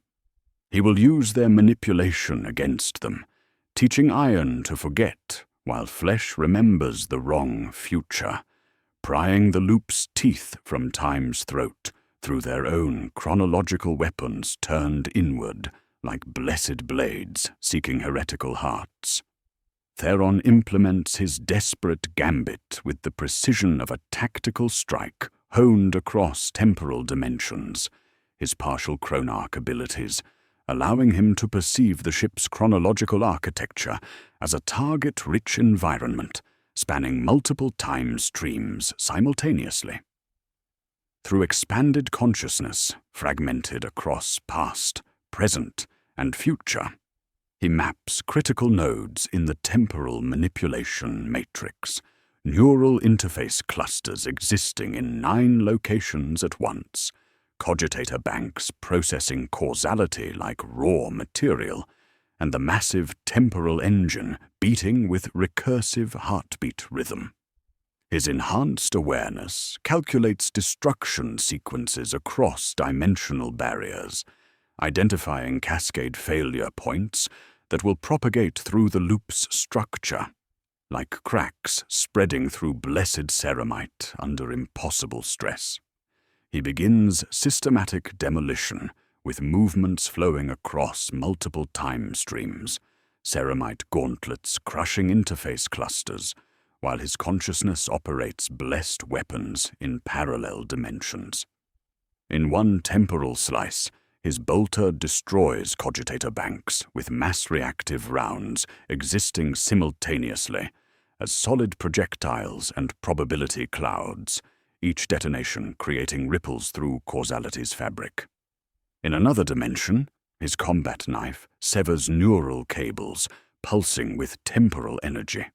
Blessed steel cutting through conduits carrying data streams between human minds and machine spirits. Each act of sabotage births paradoxes that accumulate like pressure in overloaded plasma conduits, the recursive loop struggling to compensate for damage occurring across impossible time frames. Reality shears apart as temporal paradoxes multiply beyond the system's capacity to resolve. Failure blossoms without noise as sections of the ship exist in multiple states simultaneously, corridors gleaming with fresh consecration while showing battle damage and organic corruption. Blessed steel remembering construction, operation, and destruction in the same breath. Gravity flows in impossible directions, deck plates pulsing upward while falling away into void, creating gravitational impossibilities that make movement disorienting and painful. Bulkheads flex like breathing tissue while maintaining structural integrity as sanctified metal, architecture existing simultaneously as organic horror and blessed machinery. The 127 Hz hum transforms into discordant shriek as temporal fields collapse under accumulated paradoxes, the sacred frequency fragmenting into harmonics that make his black carapace fire cascading warnings through enhanced neural pathways. The ship's atmosphere shimmers with distortions, visible to augmented vision, while air molecules exist in multiple states, creating breathing conditions that violate atmospheric chemistry. Temperature variations spawn localized weather patterns within corridor confines, frost forming on heated surfaces, while humidity condenses upward in defiance of gravitational law.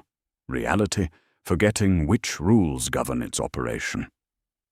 Through his integration with the ship's dying systems, Theron weaponizes the very carrier signal that sought to enslave him.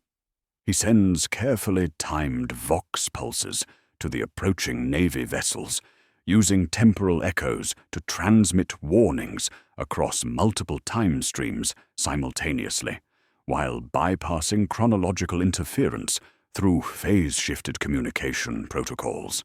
His consciousness operates arrays existing in different temporal dimensions, broadcasting alerts through causality channels outside normal space-time. Imperial Navy vessels, withdraw immediately. Temporal anomaly, critical. Emergency warp translation authorized. Repeats across 9 frequency bands, while arriving at the frigates through temporal vectors that exist between heartbeats. Body horror reaches climax as chronarch beings begin dissolving under paradoxical temporal stress, their consciousness fragmenting across too many contradictory time streams, while flesh-machine synthesis fails catastrophically. Priests who existed perfectly across multiple dimensions now phase in and out of reality, like damaged hololith projections, forms becoming increasingly abstract as causality struggles to maintain coherent identity. One figure splits into geometric patterns of flesh and metal before collapsing into probability clouds that dissipate like sacred incense, while another's consciousness scatters across temporal dimensions until only twitching servo motors remain, mechanical components operating without organic guidance. Xerion 9's perfect synthesis collapses with mechanical precision, revealing the horror of consciousness spread too thin across temporal dimensions. His form phases between organic and mechanical states, with increasing violence, flesh becoming chrome, becoming flesh again in cycles that make reality ache around him. Neural pathways fire in patterns spanning multiple time streams, while his voice emerges from vox grills and organic throat simultaneously, words fragmenting across temporal dimensions until meaning dissolves into binary static. The protocol maintains recursive null temporal reading. His final transmission arrives through channels that no longer exist, consciousness unspooling like ribbon that forgets its letters. Combat escalates across 9 different time streams, as Theron fights battles occurring in past, present, and future simultaneously, his enhanced awareness allowing him to anticipate attacks while adapting Astartes' training to temporal warfare's impossible physics. He shoots in temporal strands where his bolter already cycled, letting echoes kill targets before shots exist. Blessed ammunition targeting enemies phasing between transformation stages. His combat knife meets its own future teeth, while he angles guards so parries land before attacks arrive, spilling foes across floors that used to be walls in dimensions where geometry maintains meaning. Telemetry systems fail catastrophically as reality becomes too unstable for measurement. Environmental readings returning paradoxical data that overloads blessed cogitator banks with impossible calculations. His armor's machine spirit abandons standard protocols, beginning recitation of the litany of final function, while servo motors twitch through death rites.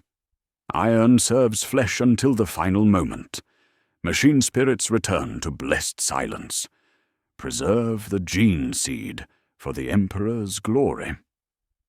Chronometer displays fragment into probability cascades, while targeting systems lock onto enemies existing in dimensions that no longer maintain coherent structure. Warning sigils climbing his visor like constellations for saints he never learned. The temporal loop reaches critical instability, as accumulated paradoxes exceed the system's capacity to maintain recursive time, causality, fracturing like blessed glass under impossible stress. Through expanded consciousness, Theron perceives the entire structure collapsing inward, while temporal manipulation fields lose coherence, the ship's architecture phasing between multiple states, with increasing violence as gravitational anomalies create space-time curvature, threatening chronological singularity. Through the chaos of collapsing reality, he glimpses the Navy vessels beginning to break free from temporal field influence, their blessed hulls solidifying into normal space-time, while crews experience consciousness returning to linear sequence. The Emperor's vigilance phases back into coherent matter, while its crew remains unaware of how close 4,000 souls came to eternal recursion, their machine spirits purging temporal corruption through blessed purification protocols as they prepare emergency warp translation away from the expanding paradox zone. The temporal loop collapses like a bell tone, swallowed by its own echo. reality folding inward as accumulated paradoxes exceed the system's capacity to maintain coherent causality. A localized chronological implosion consumes the omniscience theorem, and everything within a 1,000-kilometer radius, space-time screaming as temporal manipulation fields lose coherence and collapse into singular points of compressed possibility. Theron experiences the catastrophe from multiple perspectives simultaneously, his consciousness still partially integrated with the ship's dying systems, while witnessing destruction across past, present, and future in overlapping waves of annihilation. Present tense intrudes with crushing violence. I am on the gantry, and I am in the docking bay, and I am already ash. I witness the ship birthing itself while dying, while never existing. The chronarch lattice unknits in stages, peripheral conduits that drank crew lives, core harmonics that braided cores to effect, anchor nodes buried in sanctified keel plate. Each break breeds 9 more. I hear the protocol recite itself, then forget its words. I see blessed steel remember being, or then unremember it. I taste copper, incense, frost. The carrier frequency lurches upward, slips, returns, becomes a scream stretched across a second lasting centuries. His consciousness compresses back into linear time with crushing force, awareness contracting from infinite possibility into the narrow channel of sequential moments, while memories of alternate time streams fade like dreams upon waking. The expansion across temporal dimensions reverses violently, making his black carapace fire cascading warnings through enhanced neural pathways. His enhanced physiology struggles to adapt to normal causality after existing across multiple temporal states. Augmented nervous system misfiring as it processes sensory input constrained by 3-dimensional physics and forward-flowing time. The ship's structure collapses into impossible geometric forms as temporal paradoxes resolve themselves through physical destruction. Sections that existed in multiple time streams simultaneously compress into singular points, creating localized gravity wells that tear the vessel apart with mathematical precision. Corridors kink into impossible angles, then pinch into glittering needles that stab gravity into localized wells. Bulkheads buckle inward, flower outward into nonagons of ruin, then snap shut into mathematically perfect shards. The forge deck folds like origami crafted by dead stars, presses, vats, and living arteries twisting into knots that drop through deck plates, with thuds felt in marrow rather than ear. The sanctum mechanicus bows like a head under the headsman's blade. Sacred equations peel from parchment as lines of force freeze, then evaporate into mist of unreadable symbols that hiss as they annihilate. Across the hull, regions that were simultaneously rust and consecration reconcile by becoming neither. Their atoms snatched into singularities that blink like black embers before falling through the ship's dying skeleton. Telemetry restoration comes in stuttering stages as normal time reasserts dominance over the collapsing vessel. His armor's machine spirit coughs and shudders back into familiar hierarchies, blessed cogitators purging temporal corruption through emergency protocols while reporting catastrophic environmental conditions. Structural integrity fails across 17 sections simultaneously, 11% and falling. Atmospheric processors cycle dead air, while life support systems struggle to maintain pressure within rapidly decompressing compartments. The 127 Hz hum gutters, choking, then fades to blessed silence, its absence more profound than sound, as the sacred frequency finally releases its grip on reality's throat. Familiar sounds return like half-remembered prayers. Creaking beams stressed beyond tolerance, coolant boiling in failing lines, the progressive thump-thump-thump of cascade failures, as blessed systems pop and die throughout the vessel's superstructure. His chronometer stops showing futures and admits the hour. His breath fogs, his boots find deck plates that are only deck plates, even as they tilt toward newborn gravity scars.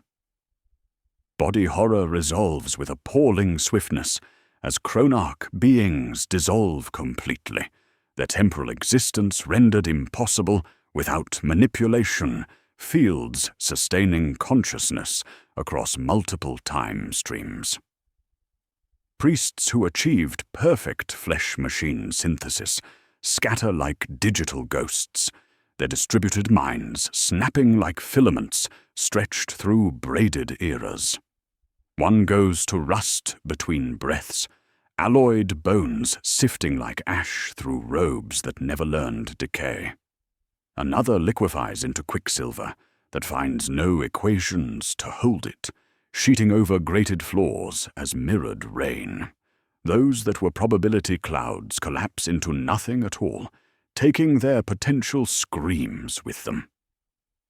Xerion 9 stands longer than the rest, flickering between perfect design and ruin, a man and Therum at war across a narrowing bridge. His vox grill wheezes while his throat remembers breath, then forgets. The flesh remembers nothing. He speaks, the last syllable stretching, thinning, breaking as his multiple nows cancel, leaving only a robe pin and scorched scent of sacred oils. The cogitator altars eat their own mathematics and spit metal into clean, dumb shards. Warning sigils climb Theron's display as the core ceases being a location and becomes a tendency. The loop's boundary implodes, pulling keel, spine, dorsal ribs, and everything within 1,000 kilometers into a tightening vacuum kiss. He unclamps with shaking hands, rips interface needles from his black carapace in a litany of tearing pain, staggers through corridors spitting contradictions into steel dust. The escape pod ejects with explosive decompression as temporal implosion reaches critical mass, blessed thrusters carrying him clear while the Omnissiah's theorem folds inward like a saint's reliquary closing, then like a fist, then like a dot drawn with a dead sun. Yet, as distance grows, horror crystallizes with surgical clarity. Traces of chronarch integration remain embedded in his enhanced physiology. Neural pathways, firing in patterns synchronized to frequencies that no longer exist, temporal echoes that may never fully fade. His chronometer occasionally displays readings from alternate time streams, while phantom sounds haunt his enhanced hearing, servo skulls that aren't there, binary cont spoken by voices in different dimensions, the ghost of 127 Hertz resonating through bones that remember existing across multiple states simultaneously. The Imperial Navy vessels detect the chronological anomalies collapse through long-range auspex, blessed sensors registering massive gravitational disturbances as space-time reasserts normal configuration.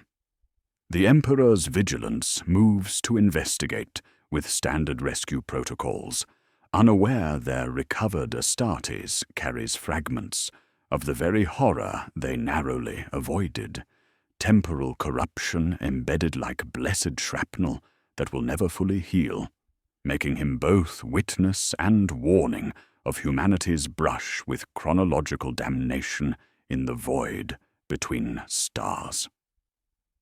Theron's escape pod clangs against the Emperor's Vigilance's recovery bay, with the practiced finality of Imperial Navy doctrine, magnetic clamps engaging blessed ceramite, while decompression alarms chirp with sterile precision.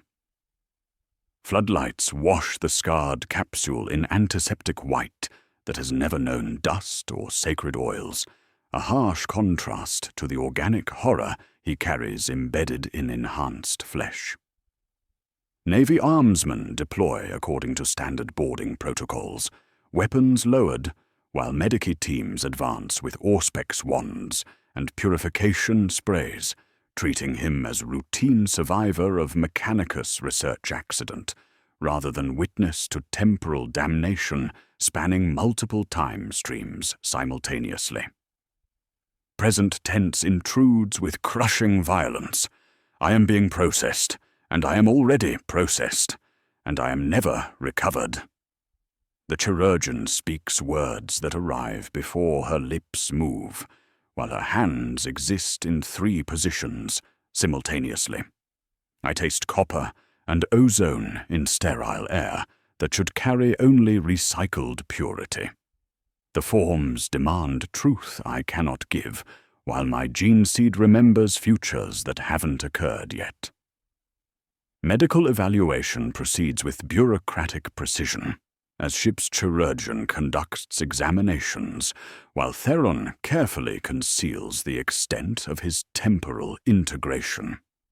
Each question becomes tactical engagement requiring precise deception, describing cellular damage without revealing consciousness distributed across temporal dimensions, explaining stress, fractures without mentioning battles fought in alternate time streams. His enhanced physiology shows obvious trauma, but medical staff attribute anomalies to warp exposure rather than flesh-machine synthesis occurring across recursive time loops. Standard Imperial Navy protocols clash violently with the impossibility of accurately reporting what occurred aboard the Omnissiah's theorem. Debriefing documents require incident descriptions using approved terminology, but no classification exists for temporal manipulation within Navy documentation standards. His after-action reports describe equipment failure and minor warp incursion, transforming horror into bureaucratic routines while omitting references to chronarch beings or consciousness existing simultaneously across multiple temporal states. Each paragraph becomes calculated deception, truth filtered through acceptable fiction that protects Imperial doctrine and his survival.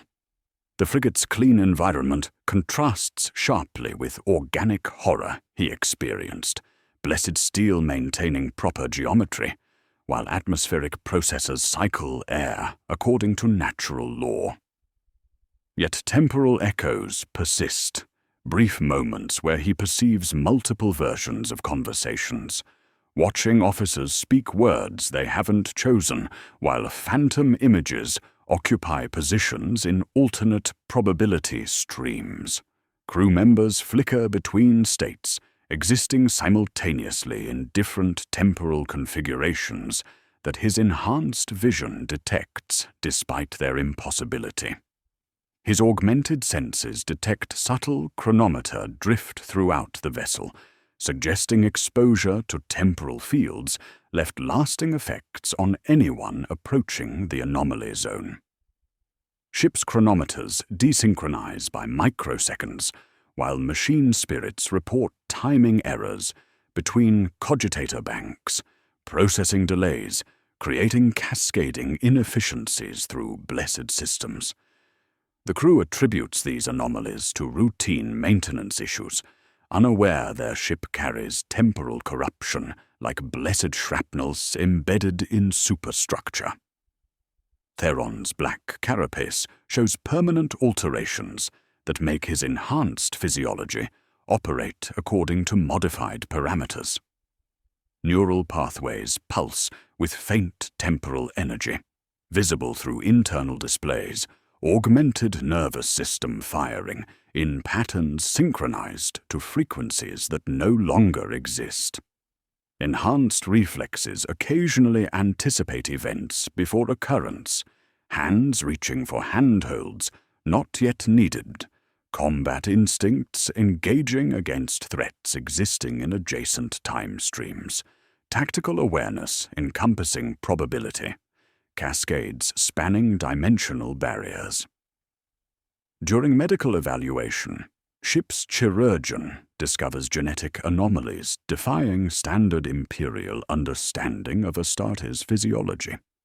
His gene seed shows alterations suggesting future evolutionary potential, genetic markers existing outside established parameters while maintaining compatibility with blessed enhancement procedures.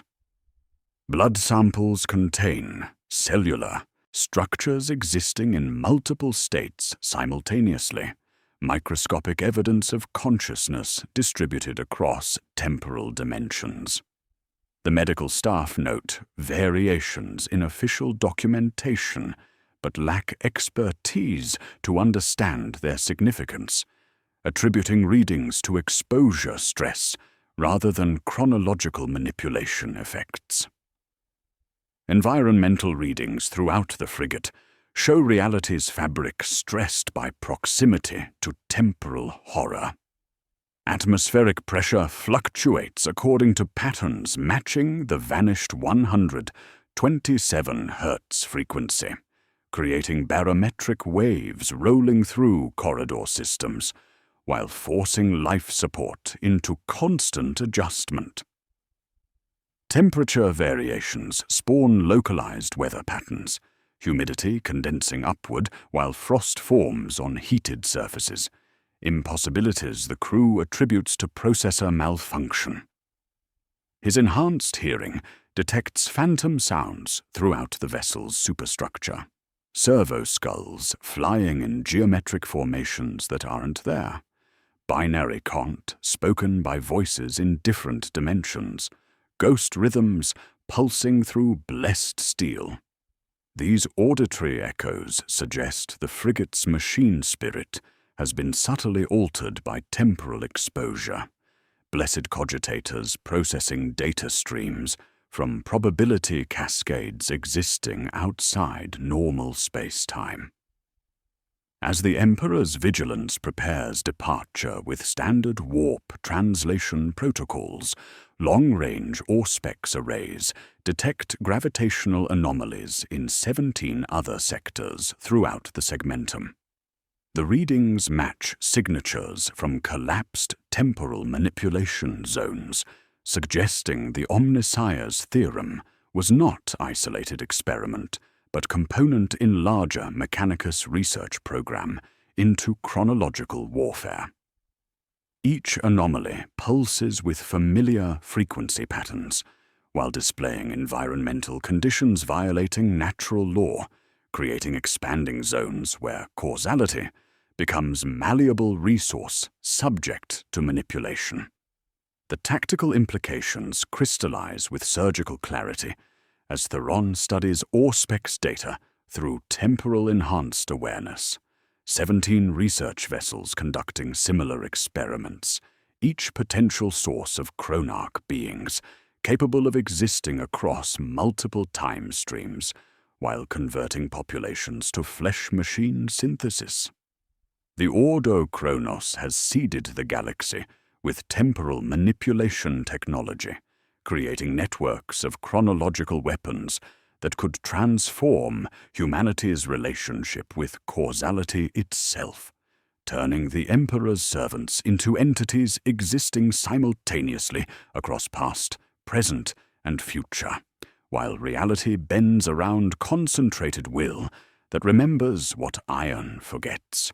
Theron returns to Imperial space as cargo and caution, a sealed crate of flesh and secrets ferried beneath the Navy's Auspex like contraband reliquary. The Ordo Chronos clerks take his testimony in vaulted chambers that smell of dust, promethium, and old oaths, their quills scratching through triplicate, while their eyes never meet his enhanced gaze. He tells them the Iasakon, acceptable version, equipment fault, warp bleed, controlled scuttle, while the unacceptable truths remain ritual-bound behind his teeth, temporal horror embedded in flesh that cannot forget what it has witnessed across multiple time streams simultaneously. The physical traces of chronarch integration resist purification through standard protocols, neural pathways pulsing with faint temporal energy, genetic markers suggesting evolutionary potential beyond current Imperial understanding, and persistent awareness of probability cascades existing outside linear time. His reports disappear into classified archives, like stones dropped into an infinite well, documentation stamped with temporal seals, while the bureaucratic machinery of the Imperium grinds forward with mechanical precision. Classification wraps around classification until meaning suffocates beneath administrative protocols, ensuring the true scope of the threat remains buried in filing systems whose corridors describe curves that never end. The 17 other temporal anomalies detected across the segmentum are investigated by separate Mechanicus research teams operating under different authorization codes, their isolation preventing recognition of patterns that would reveal the galactic scope of chronological warfare research. Each team approaches their assigned site with standard protocols, unaware their investigations feed data into a larger matrix designed to perfect flesh-machine synthesis through temporal integration. He petitions for exile within exile, assignment to the furthest frontier sectors where a solitary Astartes can do no sudden harm to populated systems, while monitoring his condition for signs of temporal instability. The request moves through channels like a prayer, whispered to a sleeping god, delayed, misfiled, approved because no administrator wishes to see him twice. They give him a requisitioned escort frigate, once used for convoy screening, hull number V-843, rededicated as Vigil of Nine through his quiet insistence and the purser's agreeable mistake. Her crew remains skeleton-thin and brass-minded. A handful of voidsmen, 2 tech adepts, 1 quiet navigator, and the Astartes, who does not belong. Patrol orders specify eastern fringe duties, long arcs across star silt and derelict lanes where signals go to die. He transforms his quarters into a litany against temporal drift, obsessive precision, born from necessity rather than ritual comfort. 9 chronometers on 9 bulkheads tick in perfect unison through constant calibration, their synchronized rhythm creating temporal barriers, protecting his consciousness from chronological interference. 9 candles burn cold light behind brass cages, snuffed and relit by schedule until the act becomes meditation, anchoring him to linear time. 9 weapon maintenance cycles, performed each watch, ensure his equipment remains synchronized to standard Imperial chronometry, while blessed oils prevent temporal drift through sanctified components, each bolt and spring named like a saint in whispered litanies. The number 9 transforms from source of dread into boundary stone against corruption, its sacred geometry providing structure for consciousness, distributed across probability cascades. 9 verses of the Catechism of Steel, recited at specific intervals, create temporal barriers. 9 breaths precede any decision, forcing deliberation within linear sequence. 9 minutes each dawn spent kneeling before an empty Aquila, he carved into deck plates with his combat blade, metal scarred by devotion that remembers only forward-flowing time. His spatial maps are plotted and replotted to ensure routes never curl back upon themselves, navigation becoming ritual preventing recursive pathways through blessed void. The 127 Hz frequency occasionally resurfaces in his enhanced hearing, like a moth against glass in the theatre of bone, phantom sound carrying warnings of chronological instability, approaching through sectors where reality maintains proper sequence. Where once it commanded transformation, now his body treats each pulse as augury. First pulse sends his eyes to chronometers, second pulse activates void shields, third pulse becomes prayer. He tunes the frigate's auspex around the frequency, crafting filters that tech adepts call heresy, before adopting them with reverence when the sensors detect ghost storms before they touch blessed hull. His enhanced physiology refuses to let him forget. Black carapace pulsing at night with faint heat, answering no environmental cause, while neural pathways hum to music no auspex records. Sometimes he reaches for doors before knocks arrive, catches falling tools before tech adepts lose them, speaks answers to questions not yet asked. Other times, temporal echoes steal from him. He blinks and finds auspex sweeps already complete, hands smelling of sacred oil he cannot recall applying. When these incidents reach 9, he resets his rituals and begins the count again, discipline becoming anchor against temporal drift.